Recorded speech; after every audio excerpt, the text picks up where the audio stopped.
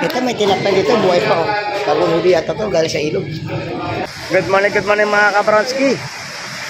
October 31, 2024, araw ng Huwebes. Nandito tayo sa Fish Terminal. Ang oras natin ay alas 7:30 na ng umaga. At nagabang-abang tayo ng mga bangka dito na na galing sa laot.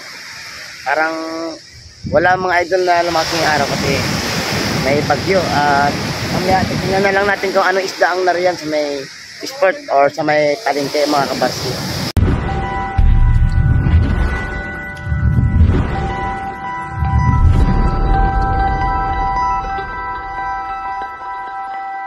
Ayun mga kabarski, update lang po tayo ngayon sa presyuhan ng isda. Ito yung Imelda o Maya-Maya kung tawagin nila sa ibang lugar. Dito sa amin ay Imelda yan. 100 lang isang piraso. Itong mga isda na tumpukan to 150 ang kada tumpok niyan mga kabarski. Yun. Medyo wala tayong laot ngayon kaya magtsatsaga na lang muna tayo sa kung anong merong isda dito. Ito ang hipon ay mabibili ng 380 ang kada kilo. Ayan. Ito sa pusit choco ay mabibili ng 450 ang isang kilo mga kabarski. At ito naman sa tumpukan ng hipon ay makukuha natin ng 150 ang kada tumpok. Ayun, dumako tayo dito sa kabila mga kabarski at meron pa. Itong tumpukan ng bangus na dinaing ay mabibili natin ng 100 pesos ang kada tumpok niyan. Ito 150, ayan. 150 ang tumpukan mga kabarski. Ang sistema ngayon ng ay 150 ang tumpukan. Ayun, may iba't ibang isda dito na inyo makikita ay yun, 150 din ang nasa supot na yun mga kabarski. Yun, daig 150. Mga pusit ay makukuha ng 450 yan ang kada kilo. Ito namang tumpukan na to ay 150 yan at gagawing tumpukan yan mamaya mga kabarski. Ito naman sa black natin o tambakol, yun 200 ang isang kilo niyan. Medyo may kamahalan ngayon yung tambakol kaya wala tayong magawa kundi magtyaga-tyaga muna mga kabarski. Ito lang yung mga isda rito ngayon at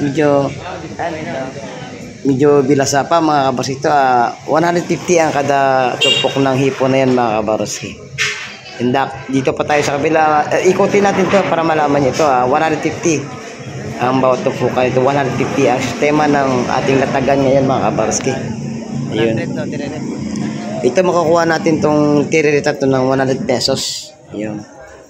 Ito namang sapsap or malaway ay 100 pesos na lang din. Ito 200 to mabibili ang malilit na talakitok. Boss, magkano ang tumpukan?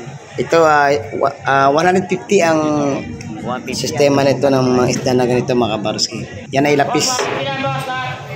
Ito naman 150 din ang tumpukan nito. Lapis din na malilit yan. Katulad ng binanggit ko noong una mga kabarski. Yan, dito sa kaliwa may isdang ahas dito kung tawagin ay malabanos sa ibang lugar. Ito ang pusit choco ay mabibili ng 480 ang kada kilo.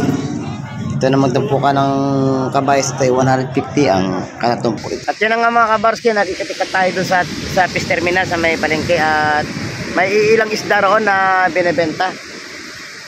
At yun yung alaman ng mga isda doon at magkano ang presyuhan. Magtsatsaga na lang muna ang ating mga mamimili ngayon sa mga isdang kung ano ang meron doon. Baka bukas mga kabarski magsilautan itong mga bangka na to. Panigurado marami ng isda bukas. Kaya maraming salamat sa pagsama mga kabarski.